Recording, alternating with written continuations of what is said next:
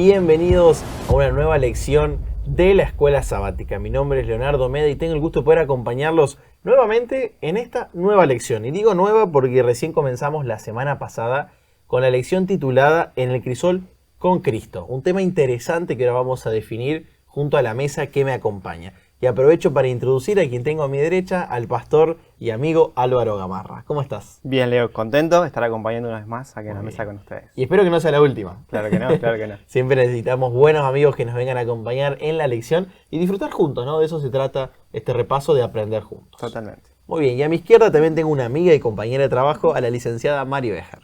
¿Cómo estás, Leo? Muy bien, ¿vos? Muy contenta de estar aquí. Qué bueno. Compartiendo con ustedes. La verdad que es un placer tenerlos y estudiar el tema titulado Los crisoles venideros, que ahora vamos a ver un poquito más acerca de esta temática que nos convoca. Mari, ¿te animás a hacer una oración por nosotros? Así Dios nos acompaña en este repaso. Muy bien, oremos. Cariñoso Padre, gracias por esta oportunidad que nos das de compartir tu palabra, de repasar este tema tan interesante, tan importante para nuestra vida personal y para los momentos de aflicción.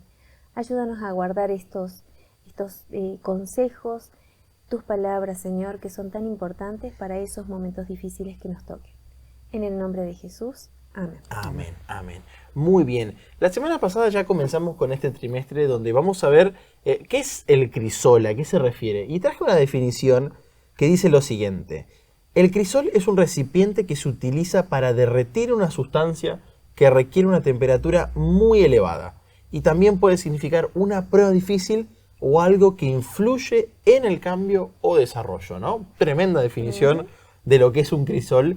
Y el texto de memoria para esta semana es 1 de Pedro 4, 12 y 13. Le voy a pedir a Álvaro que lo pueda leer y así comenzamos con las preguntitas para este repaso. Bien, 1 de Pedro capítulo 4, 12, el texto dice: Amados, no os sorprendáis por el fuego de la prueba que os ha venido, como si hubiera sucedido algo extraño. Antes, gozaos de ser participantes de las aflicciones de Cristo, para que también os gocéis en la revelación de su gloria.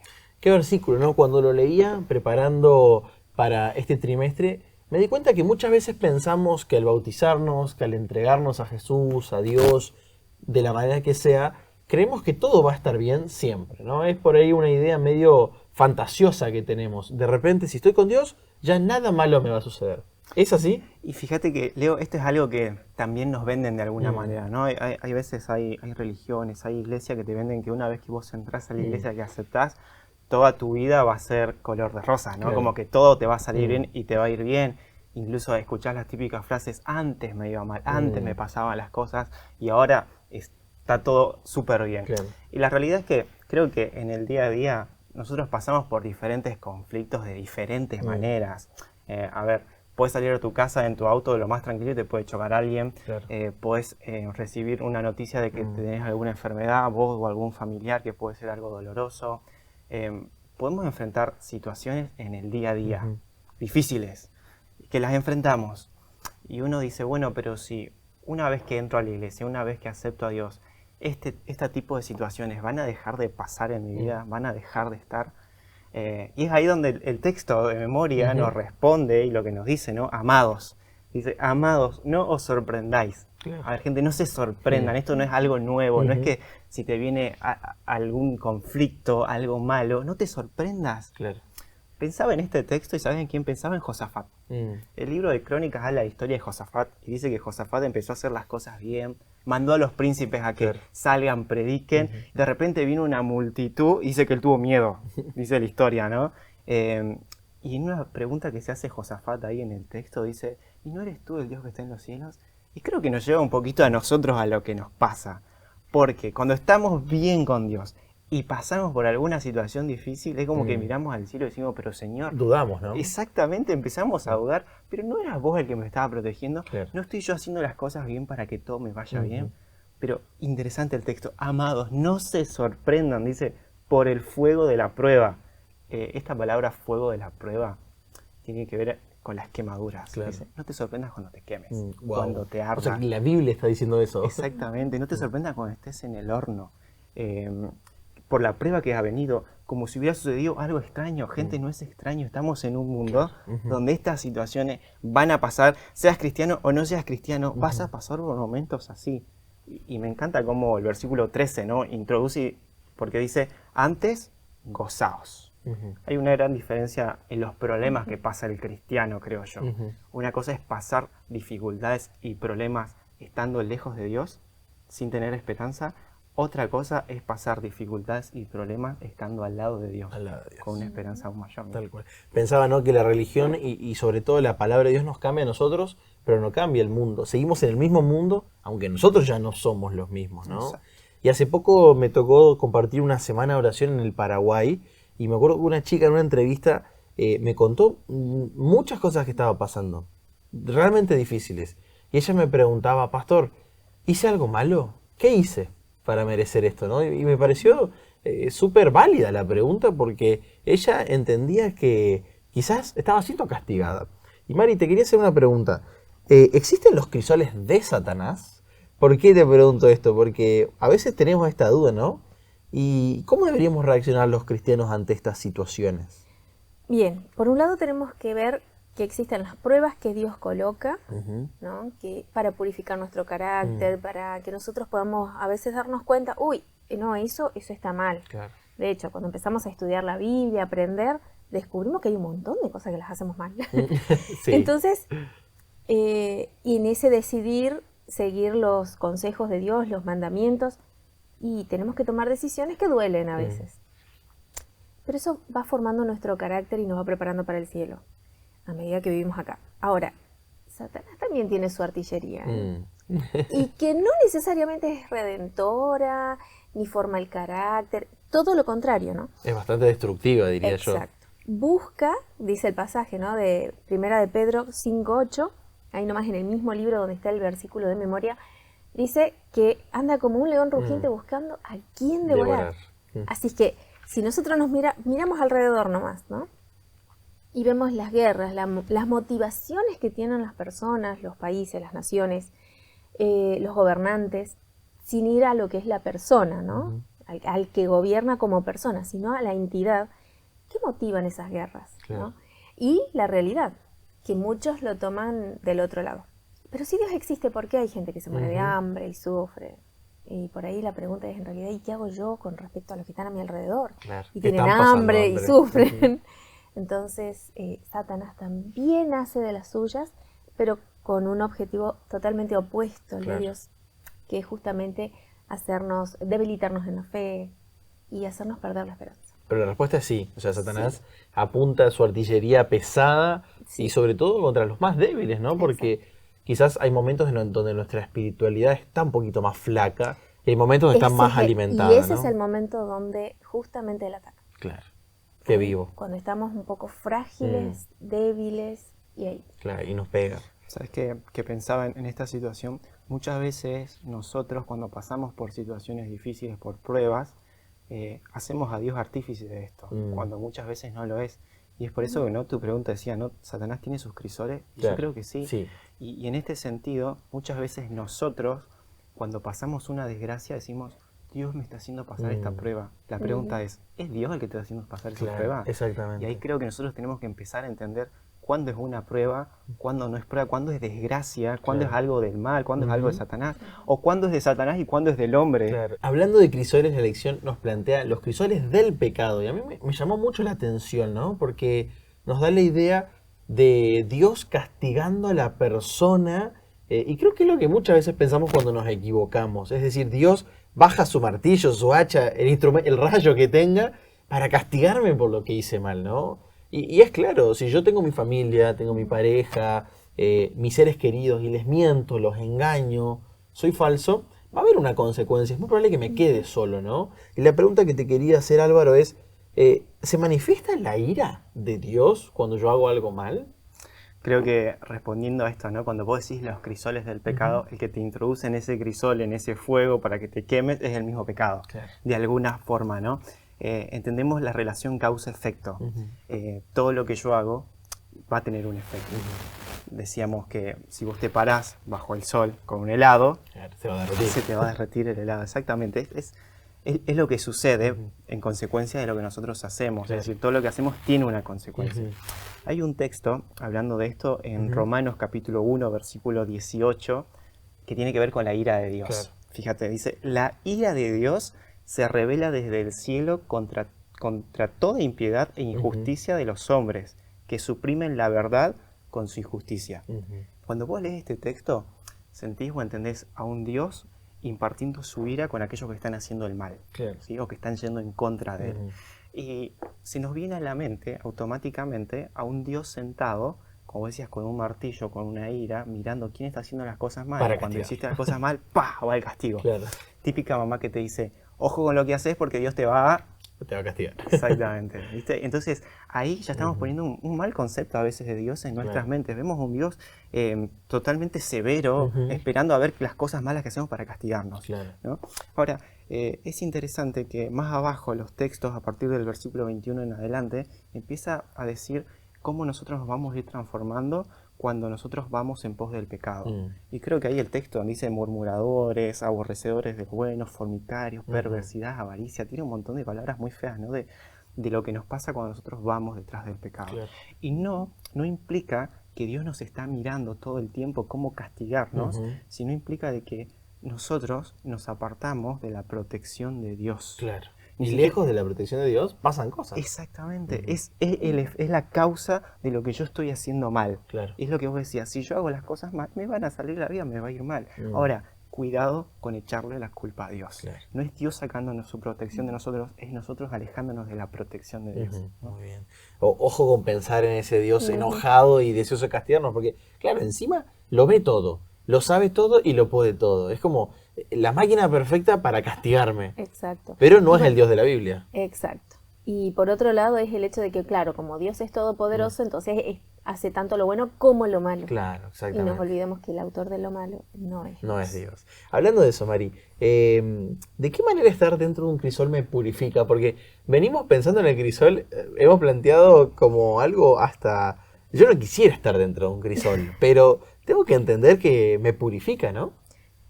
Sí, justamente. Ese es el objetivo justamente del crisol, el propósito, ¿no? De este recipiente. Y cuando este crisol es de Dios, claro. O sea, ya justamente hemos hablado de los distintos crisoles, ¿no? Claro. El de Dios, el de Satanás y el propio, ¿no? El de la consecuencia Claro, de mis nuestros actos. Entonces, cuando nosotros pasamos por el crisol de Dios, siempre va a ser para bien, aun cuando eso sea doloroso, aun cuando escapa a la lógica. Claro. Aun cuando escapa a la lógica. Vamos a ver un ejemplo cortito nomás. El pueblo de Israel sale y llega un momento en el desierto donde tiene desierto, mar y egipcios. Claro. Señor, ¿para qué nos trajiste acá? Efectivamente Dios los había llevado hasta ese momento. Sin embargo, si tan solo en vez de quejarse se dedicaban a preguntarle, bueno, Señor, ¿y ahora cómo salimos de esto? ¿Cuál es tu plan? Claro. Entonces, habrían sufrido menos esa parte de la persecución, ¿no? Claro. Y es lo que Dios quiere, ¿no? Cuando nosotros estamos en situaciones complejas que no entendemos y como decimos por ahí, bueno, pero hasta donde yo pude ver, yo hice mi parte, no entiendo por qué salió mal. Entonces le preguntamos a Dios, Señor, ¿qué sigue? ¿Qué sigue? Entonces, nuestra confianza en Dios, primero nuestra relación con Dios, nuestro vínculo se hace mucho más estrecho y profundo. Claro. Es como en las amistades, ¿no? Cuando pasás por un momento difícil y de repente... Confianza Claro, ya vos sentís que podés profundizar más, ¿no? No sabes cómo, pero te sentís con más confianza con esa persona. Así es. Y justamente cada crisol que Dios coloca es para que nosotros podamos fortalecer esa confianza, para que se torne, entre comillas, esa confianza ciega. No importa lo que pase, no importa lo que suceda, voy con el Señor. Claro. Atravieso ese valle, ¿no? Que mencionaron muy bien. La semana pasada. Así que bueno, no así es los otros crisoles. Los otros crisoles. Como decía el pastor Lucas, es en el crisol con Cristo el detalle que diferencia nuestra experiencia. A veces hay personas que creen que todo lo que pasa en su vida pasa por algo, ¿no? Y ellos creen que cualquier situación, sea buena o mala, Dios se la manda para que ellos aprendan o crezcan en algún sentido. Y te quería preguntar si esto es verdad, Álvaro, si vos crees que Dios nos introduce en un crisol a propósito para obtener madurez y quizás un beneficio mayor a futuro. ¿Es correcta esta creencia bastante popularizada? Bueno, yo creo que ahí podemos hablar y debatir. Son diferentes momentos, ¿no? Porque A veces sí, a veces no. La pregunta es cuándo sí y cuándo no. Leo un texto bíblico que me gusta en relación a esto, 2 Corintios capítulo 12, versículo 7, que dice, y para que la grandeza de las revelaciones no me exalte desmedidamente, dice Pablo, me fue dada una espina en mi carne.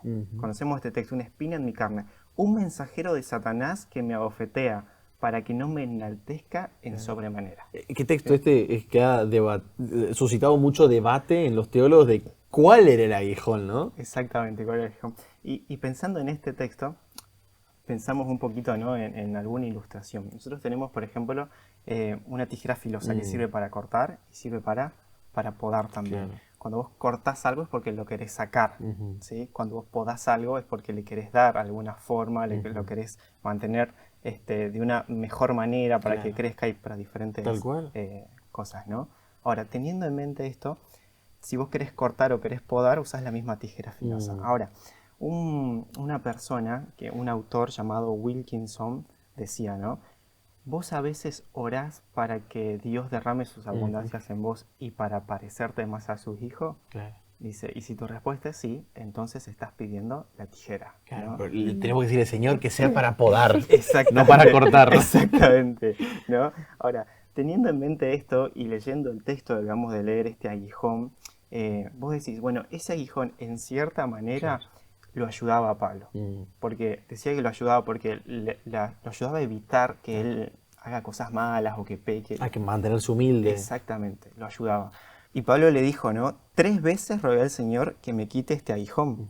Entonces vos ahí te preguntás, ¿no? ¿Quién se lo dio el aguijón? ¿O se lo dio Dios o se lo dio Satanás? Porque si se lo dio Satanás está beneficiando en cierta manera. Pablo está beneficiando a Dios.